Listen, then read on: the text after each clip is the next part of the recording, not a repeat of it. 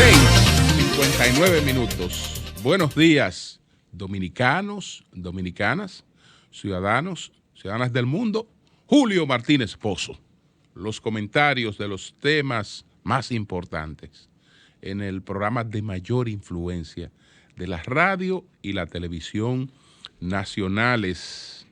En este jueves 3 de septiembre, año 2020.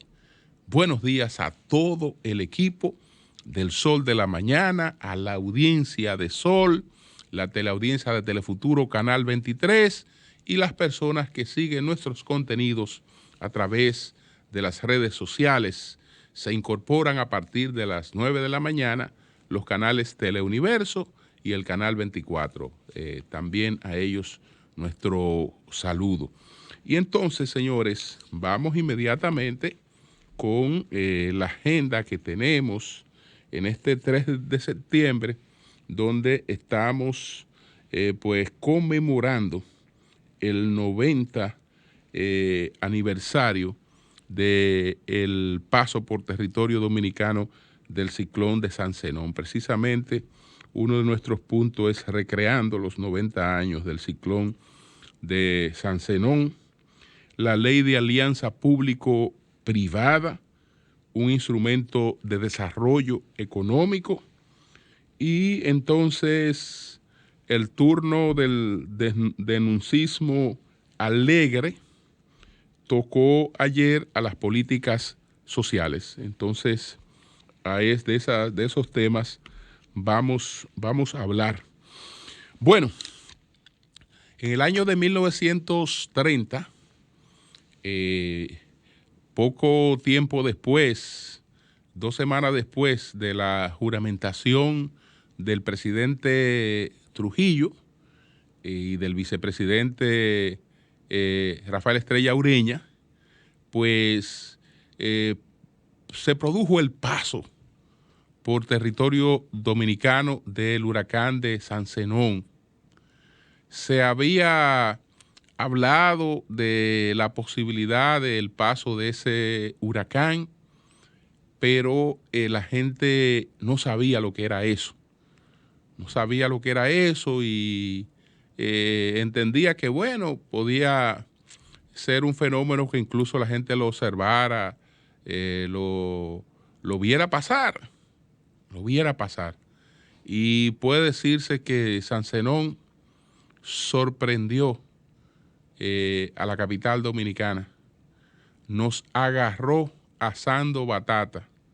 La gente en su normalidad, no percatada, aunque estaba avisada, pero no estaba debidamente preparada para lo que ocurrió. Hay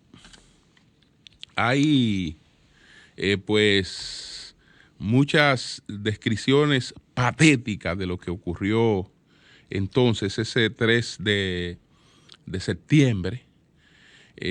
Yo quiero hacerlo a través de una que escribió el entonces representante diplomático en la República Dominicana de Su Majestad Alfonso XIII, el representante en República Dominicana en esos momentos diplomáticos del Reino de España, que lo era Francisco Javier Meruéndano. Entonces, él escribe, era un escritor también exquisito, preciso. No me he leído una descripción del huracán de San Zenón, pues que pueda superar esta de este diplomático Francisco Javier Meruéndano. Entonces, vamos a leer lo que él decía sobre el huracán de San Zenón. Dice lo siguiente, este diplomático en el informe que envía a su país. Sorprendiéndome o sobreponiéndome a la terrible impresión de la tragedia, de la trágica desgracia que nos aflige a todo lo que vivimos en esta desolada ciudad y al espectáculo de miseria y desolación que me rodea, me apresuro a dar cuenta amplia a vuestra excelencia de la catástrofe que aflige al pueblo dominicano al ver destruida enteramente la ciudad capital en pocas horas. Entonces, dice el embajador, ciclón del día 3 de septiembre. Desde hace varios días se anunciaba que se estaba formando un ciclón en el Mar Caribe. Si bien se decía que pasaría a unas 100 millas de la capital, los anuncios no eran alarmantes y por ello la población no había tomado medidas de defensa. El 3 de septiembre,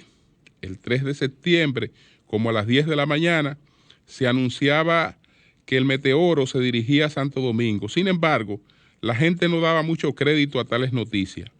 A la 1 de la tarde, el viento norte, que había comenzado a soplar moderadamente, adquirió de momento en momento violencia, violencia mayor, y hacia las 2 de la tarde, su furia creciendo por momento, llegó a una intensidad indescriptible. Fue el momento álgido y el que señala la mayor ruina de esta ciudad. Las víctimas, que se elevan a los 3.000 muertos y unos 15.000 heridos, casi todos deben su desgracia a ese momento realmente de una trágica intensidad. Los techos de las casas, en su mayoría construidos con planchas de zinc, volaron en todas direcciones. Los puntales, maderos, etcétera, fueron lanzados como saetas. La mayor parte de las paredes de concreto se desplomaron y la gente enloquecida al buscar albergue y refugio encontraba la muerte. En ciertos barrios pobres de la ciudad, Villa Francisca, Villa Duarte, Barahona, etcétera, los habitantes, en su mayoría gente de color, al sentir que las casas se desplomaban, huyeron a las calles en busca de edificios más seguros y por centenares caían bajo las cuchillas de las planchas de zinc y el golpe de vigas y maderos. El huracán se precipitó de lleno sobre la capital. Hacia las 3:30 de la tarde, el vórtice del ciclón pasaba sobre Santo Domingo, produciéndose un momento de calma que no duró más de un cuarto de hora. El viento entonces cambió súbitamente de dirección y con inusitada violencia empezó a soplar sobre el sur a norte, es decir, de mar a tierra. Lo que el primero había respetado, lo demolió el segundo. Iglesias, asilos, edificios públicos, casas privadas, todo se vino a tierra y la población consternada vivió inolvidables horas de terror y angustia, horas que mi pluma no puede describir, aunque yo mismo y mi familia la hemos pasado esperando de un momento a otro una muerte segura. La madrugada del día 4 alumbró un espectáculo digno de la pluma de Edgar Poe. La ciudad toda enteramente destruidas, escombros e informes de amontonamientos de ruinas y árboles de todas partes, muertos y heridos con heridas horribles en todas partes, sin luz, agua, telégrafo, ni teléfono, ni comunicación con el resto del país, y pasando sobre todos los supervivientes una angustia tremenda. El gobierno decretó acto seguido de ley marcial y el Congreso Nacional invistió al presidente de la República con los poderes extraordinarios. Entonces, ahí sigue esta descripción que ustedes compartirán conmigo, que es insuperable porque nos transporta con una precisión milímetra a lo que ahí ocurrió, pues hace 90 años cuando este huracán de San Zenón pues atacó con toda su furia el territorio nacional. Ha sido el fenómeno más catastrófico que haya vivido el país, porque hemos tenido otros fenómenos como el huracán David. La catástrofe no se mide solo por la intensidad, por la categoría del huracán. Pudieron producirse después huracanes de categorías superiores, pero ya la estructura inmobiliaria del país era distinta. Con David, por ejemplo, se produjo pues una situación sumamente difícil, pero la mayor dificultad no fue la de las destrucciones de las casas que provocó David, sino las que ocasionó la tormenta Federico que siguió a David. Así es que ahí está, señores, este acontecimiento del que conmemoramos 90 años, que se produce a la inauguración del gobierno de Trujillo, después que ganó las elecciones la fórmula Trujillo Estrella Ureña. Tras el golpe de Estado, tras la llamada revolución del 23 de febrero, hubo primero un gobierno provisional. Rafael Estrella Ureña fue presidente del gobierno provisional y entendía que a la hora de unas elecciones él iba a encabezar la fórmula, porque aunque reconocía el liderazgo de Trujillo, entendía que los americanos no iban a consentir a Trujillo como candidato presidencial, y ahí se le peló el billete. A la hora de la hora, Trujillo pues, fue el candidato presidencial, él fue candidato vicepresidencial, Estrella Ureña. Trujillo lo nombró, era vicepresidente y a la vez era el ministro de Relaciones Exteriores. Pero como no tenía ninguna función, el hombre se fue disgustando hasta que se produjo la ruptura total de Estrella Ureña con Trujillo. Entonces, esa ruptura generó algo positivo para el país. Generó algo positivo para el país.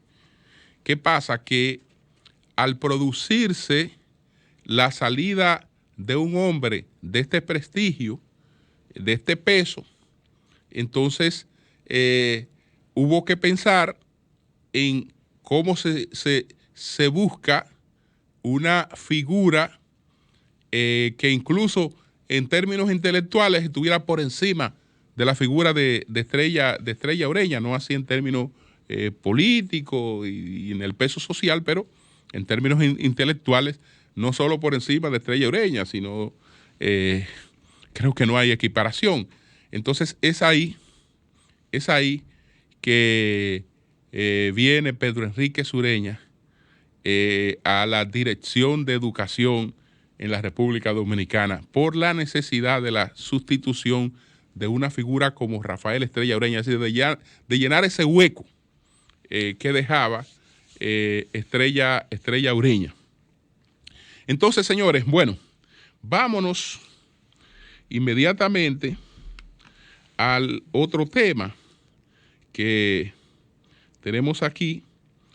Nos referimos a la ley de alianza público-privada, que es sin duda alguna un instrumento de desarrollo económico.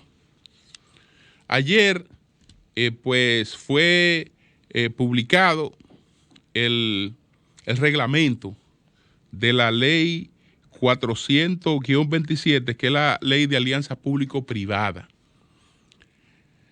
Aquí hubo una extensión de la legislatura que pidió el presidente Danilo Medina con la finalidad, ya en esta última etapa, de legar al país un conjunto de leyes de gran impacto económico y social. Entre esas leyes estaba la de alianza pública-privada, pero también hubo otras leyes y nosotros le pusimos bastante atención a ese tema e hicimos varios comentarios. Estaba la ley de alianza público-privada, para solo citar tres esta vez. Estaba la ley de garantías mobiliarias, que terminó siendo la 46-20. La ley de alianza público-privada es la 47-20. Y entonces estaba también la ley 43-20, que fue la ley que abordó el tema de las moras y recargos en la seguridad social, que tenía a miles de trabajadores que no estaban recibiendo la cobertura de la seguridad social por moras y retrasos que tenían sus empresas. Entre ellos estaban la mayoría de los ayuntamientos de la República Dominicana. Entonces, están estas leyes. Ahora nos toca hablar de la ley cuyo reglamento se publicó en el día de ayer.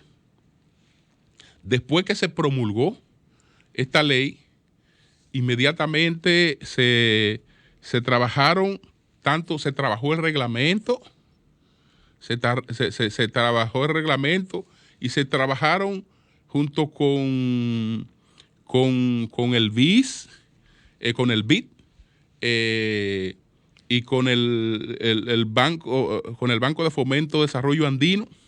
Se trabajaron varios temas, entre ellos todos los análisis de riesgo de esta ley. Ese reglamento que se puso, que se publicó en el día de ayer, que ya entró en vigencia en el día de ayer, quedó preparado en la gestión del presidente Medina. El presidente Medina lo dejó para que el gobierno entrante lo publicara, se le hiciera las revisiones del lugar, que se lo entendiera conveniente y lo publicara.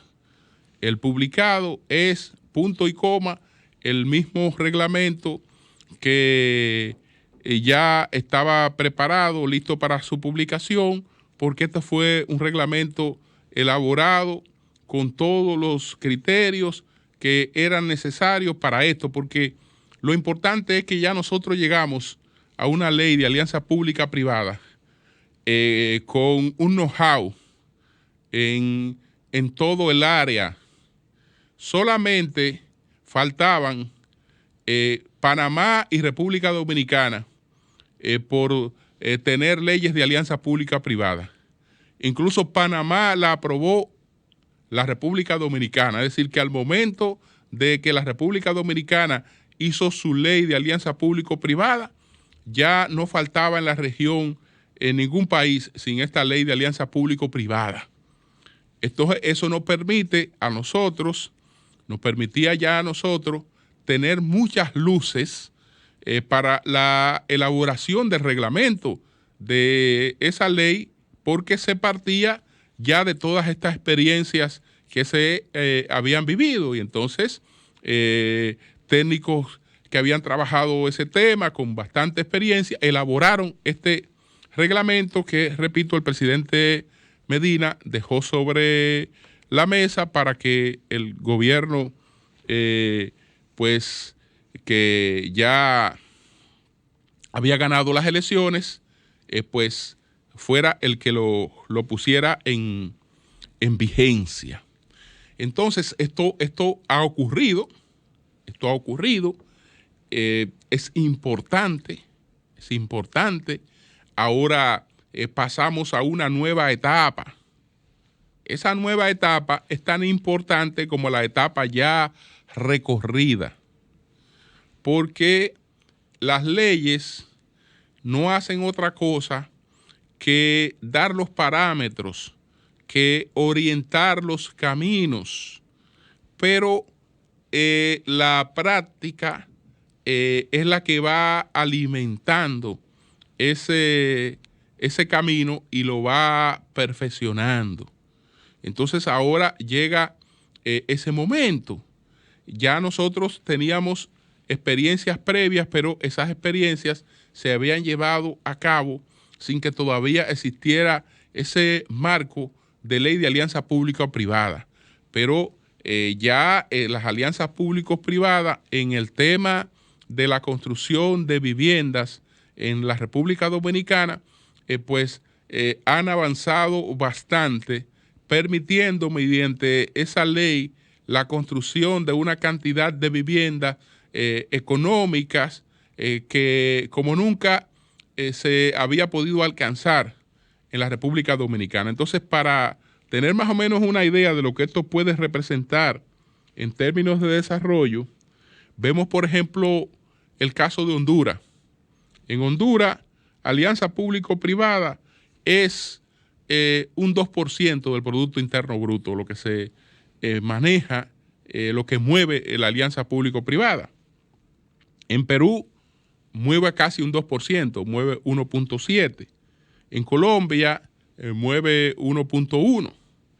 En la República Dominicana, pues yo creo que podemos tener, incluso llegar, si la economía no hubiese experimentado el retroceso acarreado por la pandemia, las expectativas en la República Dominicana eran las de superar a la región en poco tiempo.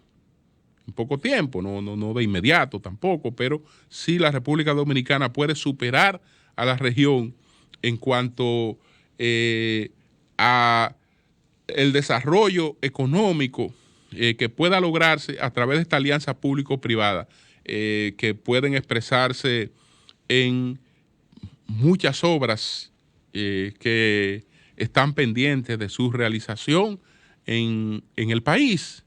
El gobierno ha puesto expectativa especial, el nuevo gobierno, en temas como el de los acueductos, por ejemplo, temas como el de los acueductos, el mismo tema de la construcción de viviendas, obras de infraestructura.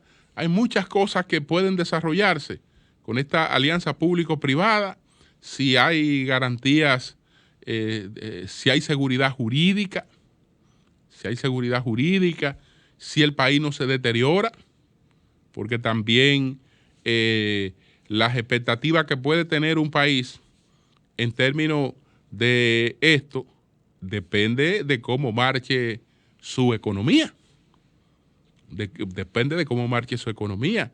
Si la economía de ese país es una economía estable, si la economía de ese país no tiene expectativas negativas, eso también va a impactar en el éxito que pueda tenerse con este asunto de la alianza pública-privada. Pero a buena hora, y el hecho de ser los últimos, como lo hemos sido en el área, nos da la ventaja de que sabemos en qué se equivocaron en otros países y sabemos en qué tuvieron éxito. Y eso fue importante a la hora entonces de concebir, de corregir nuestra ley de alianza público-privada, cuya puesta en vigencia ya de manera total por la publicación de su reglamento. Saludo y espero que sea exitosa. Mi apoyo anticipado a todo lo que pueda hacerse a través de ella en beneficio de la economía dominicana. Entonces, paso a la denuncia hecha en el día de ayer por el Gabinete de Políticas Sociales que lo encabeza Tony Peñaguaba. Ayer, Tony Peñaguaba denunció, muy alarmado, que los rectores de ese gabinete anteriores pues dispusieron de unas ayudas para personas que no estaban incluidas en lo que el Sistema Único de Beneficiarios, que es el SIUBEN, define a las personas que están en los niveles de pobreza o por debajo de los niveles de pobreza. Entonces, la denuncia de ayer consistió en que en la administración de Danilo Medina, que en el Gabinete de Políticas Sociales, encabezado por la vicepresidenta Margarita Cedeño, se favorecieron a personas que no estaban clasificadas como personas que estaban en niveles de pobreza, lo que desde luego es una gravísima distorsión, según lo explicado ayer por Tony Peña Guava. No sé dónde vivía Tony Peña Guava hace un tiempo. No sé dónde vivía, no sé dónde estaba, porque evidentemente que él estaba totalmente aislado de la realidad, o los que produjeron esta denuncia estaban totalmente aislados de la realidad, porque ellos no se enteraron que el mundo, no solo la República Dominicana, no, que el mundo ha vivido una realidad que no estaba contemplada y que esa realidad trajo pobres que no estaban registrados en estos sistemas únicos de beneficiarios. Esta realidad trajo pobres, agregó pobres que no estaban registrados, no podían estar registrados en el SIUBEN. No podían estar registrados en el SIUBEN. Pero eso fue un tema que se debatió ampliamente. Un tema que incluso las autoridades en su momento lo explicaron. Pero antes que lo explicaran las autoridades, fue una exigencia de casi todos los medios de comunicación. Uno de los principales temas nuestros de comentario de casi todos a diario. ¿Por qué razón? ¿Quiénes están en el SIUBEN? Las personas que viven en pobreza extrema, o que viven por debajo de los niveles de pobreza. Entonces, esas personas están ahí clasificadas para recibir las ayudas sociales. Ya sabemos que el índice de pobreza, aunque ya se ha avanzado bastante, porque en principio era solamente una medición monetaria. Sabíamos que tú estabas por debajo de los niveles de pobreza porque tú vivías con menos de $2 diarios. Eso se cambió. Eso se cambió. Lo cambió las Naciones Unidas. Lo cambió también el economista Amartya Sen. Que Amartya Sen sostiene, este economista hindú, que el economista puro, dice Amartya Sen, el economista puro es un estúpido. ¿Por qué? Porque ya hay parámetros que no lo podemos ver solo desde el punto de vista económico. Ya no podríamos ver la pobreza determinando cuál es el nivel mínimo de ingreso que tiene esa persona. Tenemos que tomar en cuenta otros factores. Entonces, ¿qué pasa? Que mídalo como usted quiera medirlo, por el índice de desarrollo humano, como usted quiera medirlo, lo que pasó con la pandemia, todo el mundo lo entiende, que creó pobres que no podían estar registrados. Pongamos cualquier ejemplo. Usted es músico, una persona, un músico, que puede tener buenos ingresos, que puede tener ingresos por encima de lo que ingresa una persona en cualquier otro oficio. ¿Hacia dónde se fue ese músico con un confinamiento que anuló las actividades de diversión. ¿A dónde se fue? Usted trabajaba las personas que trabajaban en bares. Las personas que trabajaban en bares y restaurantes que también estaban cerrados en el confinamiento. Cualquier mozo de un restaurante es una persona de ingresos medios. De ingresos que pueden duplicar los ingresos de un salario mínimo. ¿Qué pasó con esa dama? ¿Qué pasó con ese caballero? ¿Qué pasó? Pasó de tener ingresos medios a tener ingresos ceros. Entonces, habían por doquier realidades que planteaban que personas, todo el que vivía de la economía informal, al cerrar la calle, al cerrar la circulación, a irse a un confinamiento, aunque no estuviera en el SUIBEN, pasaba a los niveles de pobreza. Pero yo creo que es un asunto elemental. Yo no sé cómo se puede salir con una charlatanería como esa. Porque es un asunto que está ahí, que es evidente, pero además se explicó.